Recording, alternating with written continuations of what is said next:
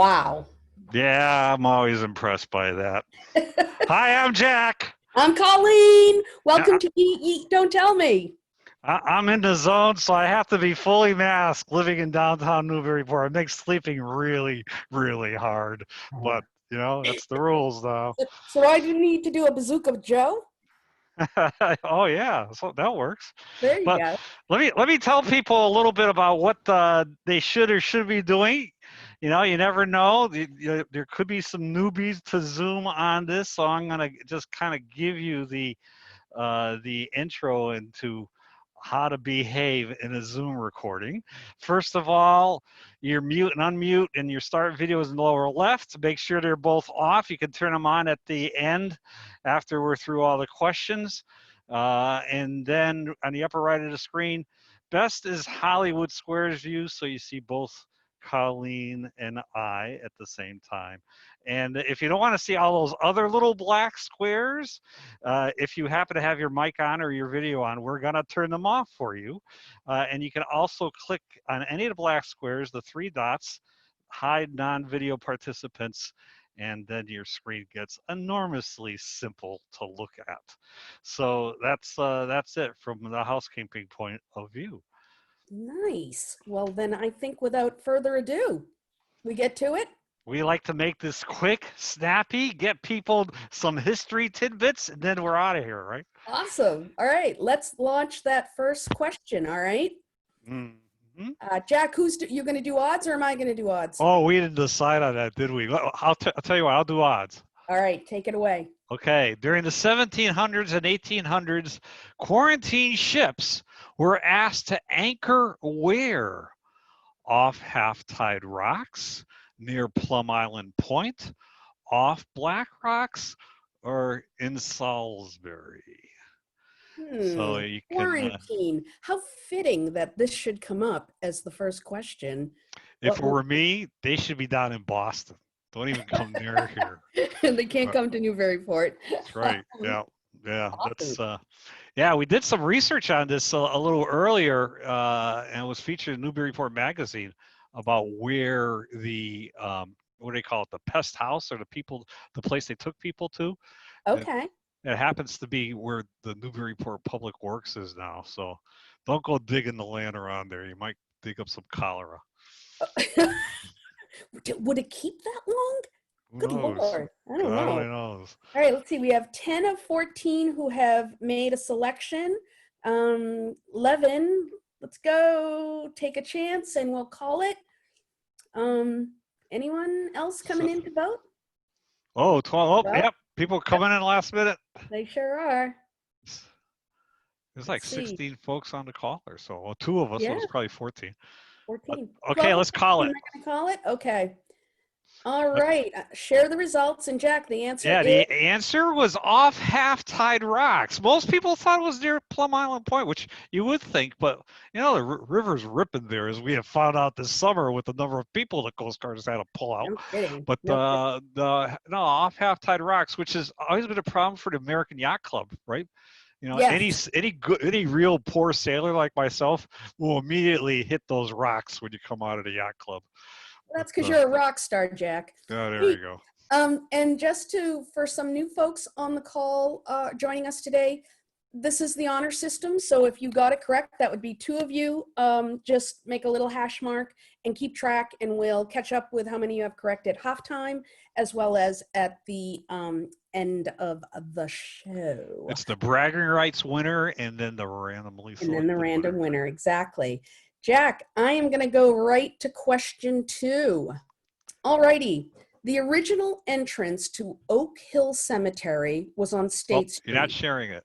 Oh, whoops, sorry. You think we'd know this stuff by now. Yeah. The original entrance to Oak Hill Cemetery was on State Street, where a brick what to hold caskets over the winter months for later burial is still located and used. A, tombkeeper, B, receiving tomb, C, casket holder, or D, pre-burial building. That makes great sense, though. Think about it. You can't get through ground here in New England in the dead of winter. You right? got to do something, right? Gotta Yeah, do there were something. no freezers. No. There's the ice house just over the bridge, I suppose, but you know, we like to Ugh. use that ice. Yeah, I wouldn't want to use that ice either. It's yeah, I think that's kind of neat. Of course, Oak Hill Cemetery. It's a pretty cemetery, One of isn't the it? most beautiful cemeteries in the country, in my opinion, and they're doing just a better and better job of maintaining it. It's And there's beautiful. still people can still sign up for plots there. A little plug for Oak Hill Cemetery. Really? And I'm Anybody who going to plans guess they ahead. would reach out to Glee Woodworth? Glee Or is is in that the mix through the somewhere. There's city? a number. You got to go into the Okay, cemetery. There's a phone number. neat. All right, we're Yeah. at Oh, we got 12. Let's go 12:14. for it. Let's go for it. Okay, I'm going to share the results, and 4 of you are correct. It is the receiving tomb, and in fact, what's kind of cool is that it was just used this past winter, and anyone can use it because some of our cemeteries here in town do not have a a casket or a receiving tomb. So there's a This is a little trick question because if you didn't know the formal name was receiving tomb, you could probably call it the pre-burial building, right? But well, I read Tiptoe Through the Tombstones by Glee Woodworth, and she told me in that book that it's called the receiving tomb. So, and if anyone knows, it's Glee, right? that's right. That's Yeah. right. Okay, we have Okay, 2 keep new track, people. everybody. I know, keep track. We have 2 new people coming in. We've already gone through 2 questions, folks, but that's all right. You still have a chance to get the random prize. You know, I used to show up late to trivia over at the Port Tavern, and we'd come up in the top 3, so that Nice. was good. Let's It could still let's go to happen. Number 3. question 3. Speaking of Oak Hill, its main entrance boasts a Concord granite gateway adorned with iron gates and a beautiful inscription that reads, "Until the day breaks and the shadows flee away," which was written by whom? And that would be John Tuppen, John S. Tuppen, John S. Toppins, John S. Tipler, or John S. Tappan. We're not making it easy, are we? No, that one's a little tougher. You I know? want to party with John S. Tipler. Yeah, he would have had a lot. He would have had a lot of company here in Newburyport.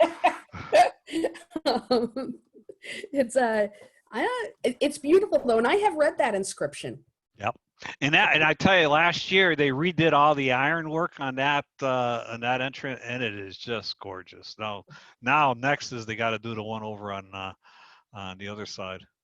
Which, At the other Parker side Street, the of Parker Oak Street Hill. entrance. Yeah. Yeah.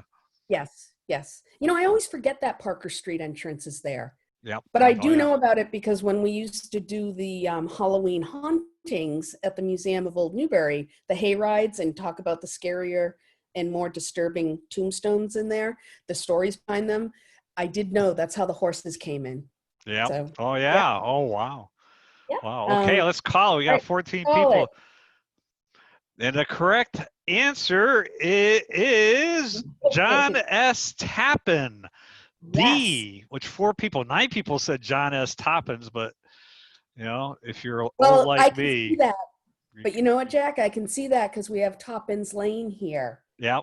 Yep. But Tappan actually was from New York City, and he not only wrote that beautiful inscription, but he also donated all the money to build that archway. He thought that the Oak Hill Cemetery deserved a proper entrance and respect.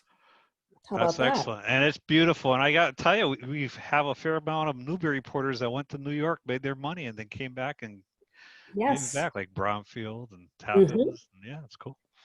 But Tappan didn't get a street named after him. I don't No. think we have a Tappan Street right? No, not that I know of. Maybe. No. If anyone knows, jump in on the chat and let us know. Yep. And by the way, anyone, if you want to add more info, feel free to share it.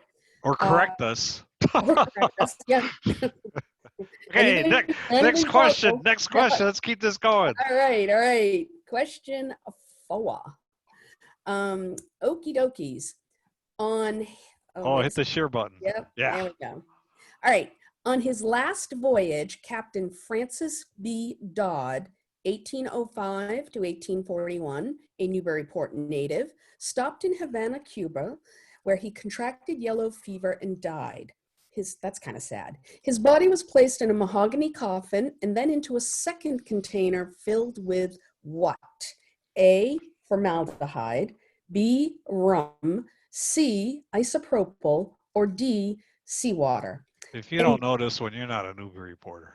I have to tell you, Jack, in the interest of fair disclosure and just being honest, for years I thought I never knew how to pronounce isopropyl, so I would look at that word and I never said it out loud because I was never confident of how to say it. But I always, in my head, thought it was isopherol. Don't ask me why. Isopherol. Until the day I was out with my sweet husband, Tom, and I actually had to use the word. And I said, yeah, it's not a big deal. Just put a little isopherol on that pimple and it'll be gone in no time. And Tom said, what? I said, alcohol, a little rubbing alcohol. He says, isopropyl? I was 43 years old when I learned how to properly pronounce it. Well, it would be a good preservative. It would. All right, we're gonna call it.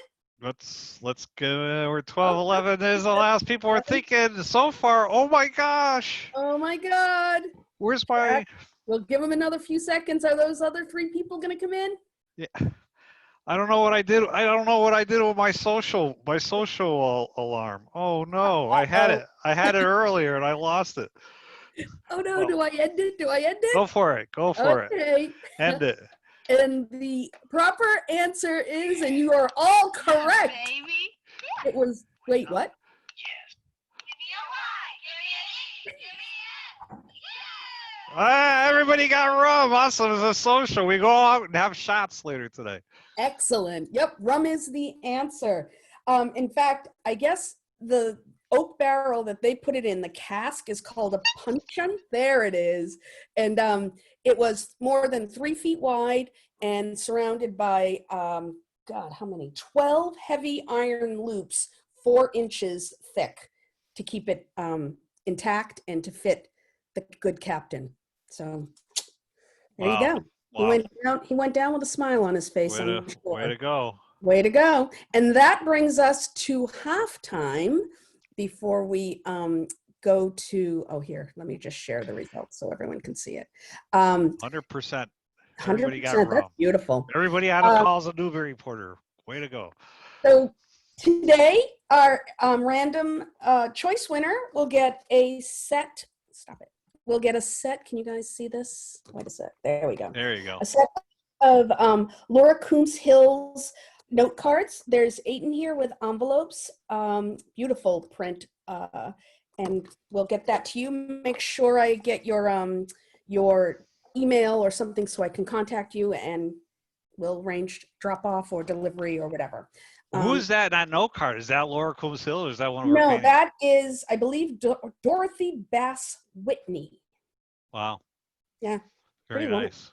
Very nice. And then if you haven't already, please check out the second installment of our virtual garden tour featuring a backyard retreat up on High Street.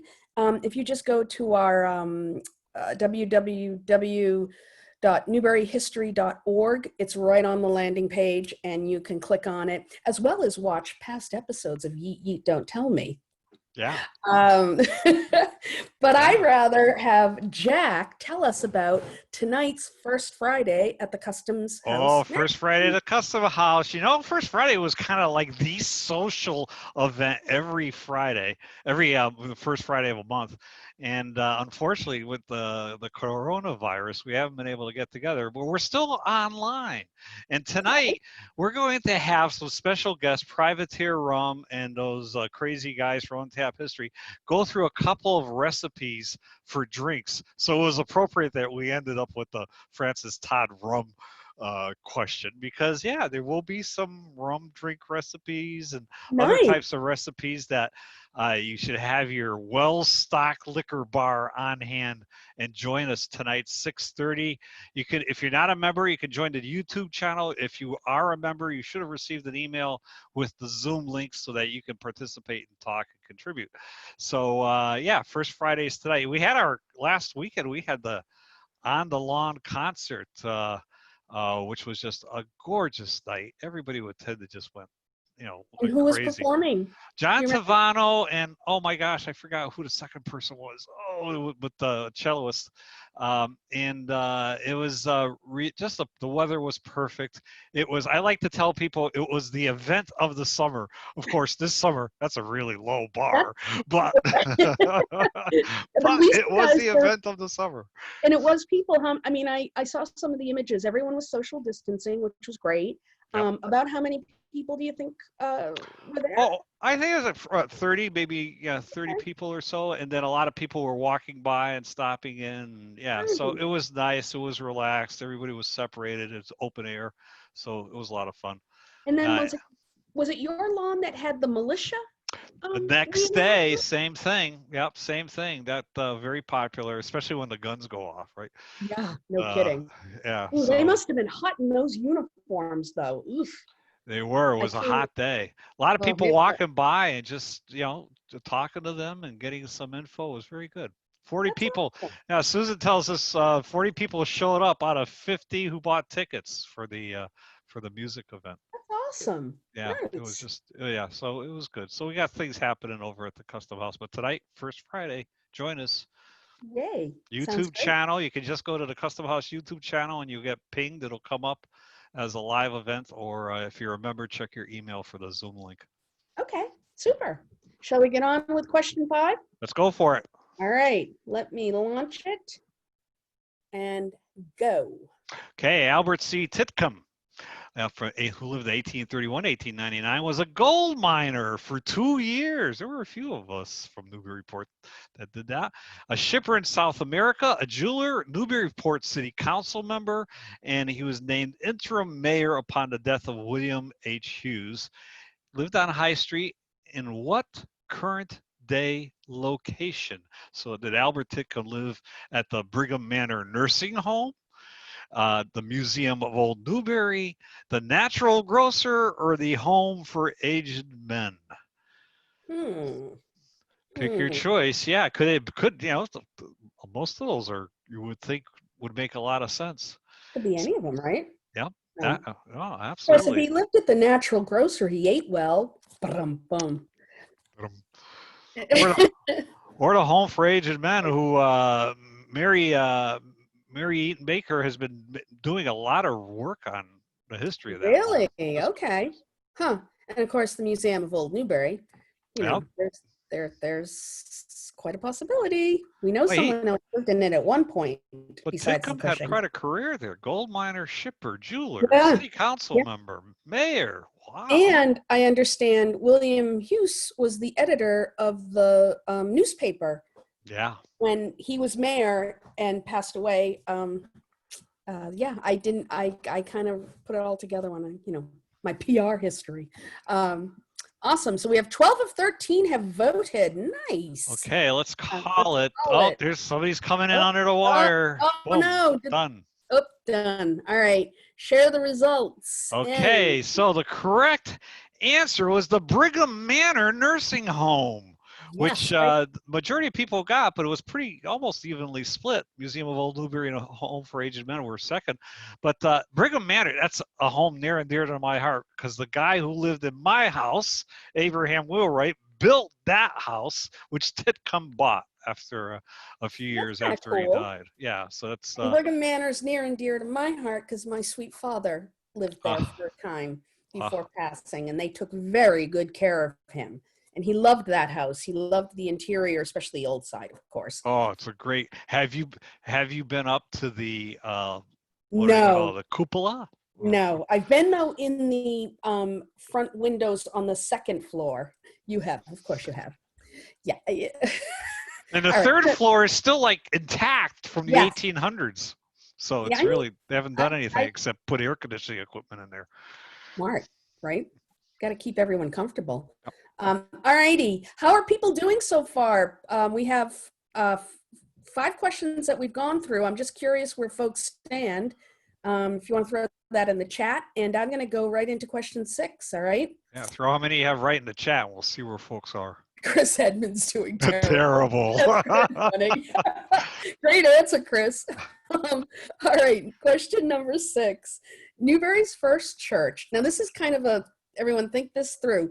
Newbury's first church divided in 1695, creating the second church. In 1726, the third church was established. In 1764, and if you've been on, everyone think about this, where was the third church of Newbury located? In A, Newbury, B, West Newbury, C, Newburyport, or D, Plum Island? And this is definitely one to kind of noodle a little bit and make your selection. I'm confused already. First, second, third, Newbury. Oh, just like, yeah, whatever. There are a lot of churches in town. There were, and everything, there was always like, in any of the towns that are listed here, a first parish, a second parish, a third parish. So kind of gave a little bit the answer away, but yeah. Yeah, and those heathens on Plum Island. Yeah, they got nothing. They're swimming with the fishes. Let's see, 7 to 13. People are hesitating. This was a tough one. This was a tough one. People are kind of trying to, they're looking at it, they're Googling it right now. This is the honor system. You're not supposed to Google these answers. Oh, I don't know how easy it would be to find the answer, but it's yeah, it's kind of cool though. And this actually came, I'm going to call it in one sec, but this actually came from our friends, the sons and daughters of Newbury, right? Do I have that correct? This question from them? But anyway. We got to get them on the show. I know. Shall I call it? Call it. Got 12 All people. Right. Boom. And yes, 7 of you are correct. In 1764, the parish became part of Newburyport because Newburyport came into existence as our fair city. But it was originally the third parish of Newbury. In Market Square, the church in Market Square, right? It started there, but it's now located Pleasant Street, right? On Pleasant Street, right? Yep. Right. Yep. And the second one was Byfield. I think the second one was actually a Byfield church. Okay. Yep. And all right, yeah, because I can't remember when Byfield was named Byfield, you know? All right, I'm going to stop sharing, Jack, and you are up with question 7. Okay, second to the last question. Around 1900, Newburyport's only castle was named Dexter's Castle, Maudsley's Castle, Mosley's Castle, or Moulton's Castle. I didn't even know we had a castle in Newburyport. Yeah, well, you know, loosely. It was, you could call it a castle loosely because it was made of wood. There's not much of a castle now, is it? Yeah, but they made it to look, you know, it's kind of like if you look at some homes that have that what they call rusticated wood, it makes it look like blocks, but it you know, some sort of stone, but okay. It was made of wood. So the castle police were not out enforcing that castles needed to be made of stone and have a moat and, you know, a big turret that they put the princess in. Yeah, you know, the argument could be made that if a home is your castle, we had more than one castle. But Jack, you're so politically correct. Hey, we got 13 people. Let's call this. All right, let's call this is right. Okay, share results. And the correct answer was Moulton's Castle, number D. Your letter D, number D, letter D.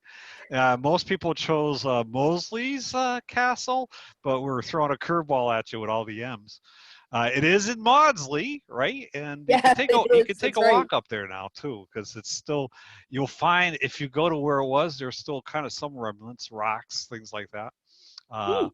Not stones. Yes, yeah, right. It was the foundation stones. Yeah. But the yeah, and I think that area is cordoned off because there's an eagle nest in there too. But it's not like Ooh, you can't get in there still. nice. But All right. Let's see. We are right on time too, Jack. It's 12:25. I'm going to launch question 8, and then we'll bring everyone on with audio and video and get to who the winner is.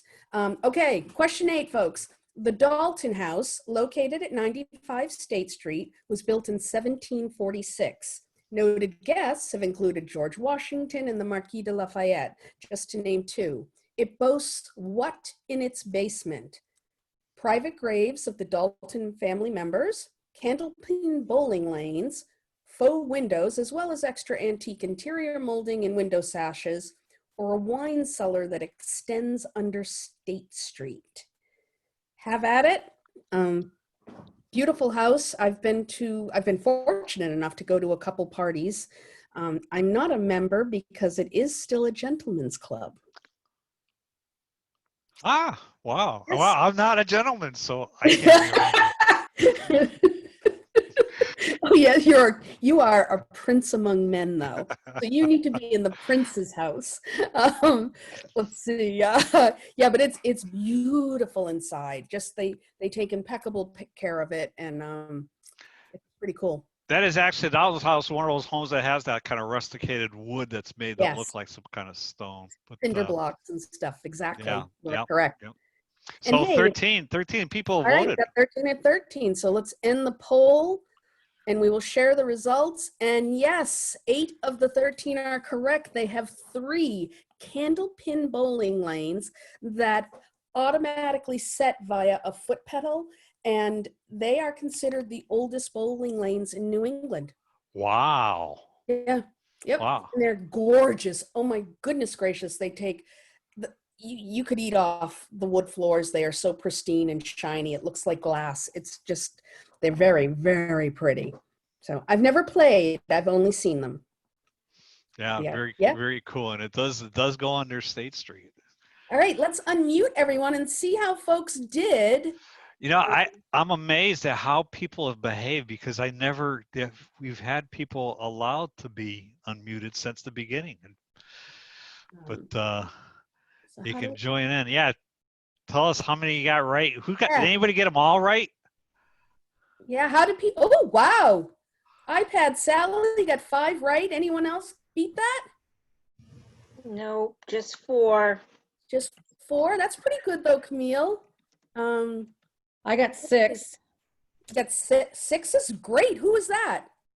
Janine Cunningham. Wow, Great, Janine, that's Janine. awesome. Good job. Now, Janine should be a guest on the show. Does she know history, especially Old South? Oh, then let's do it. Thank you, Jack. Oh my gosh, let's get you in. I'd love that. Let's see, how's everyone else? 4? 4's good. I only got 4 Right up right. there. You got 4 right, Dave? Yeah, Good so work. this is the first time I've joined this thing. Well, welcome. Did you enjoy yourself? Yes, it's fun. Oh, good. In a Good. geeky way. All right, so even if you don't want to show your video, everyone pick a number between 1 and 50. Closest without going over will win the Laura Coombs Hills note cards, and throw it right into the chat box.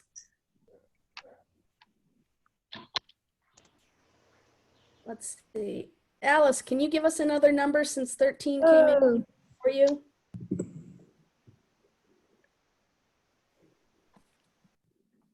Okay. Is that everyone?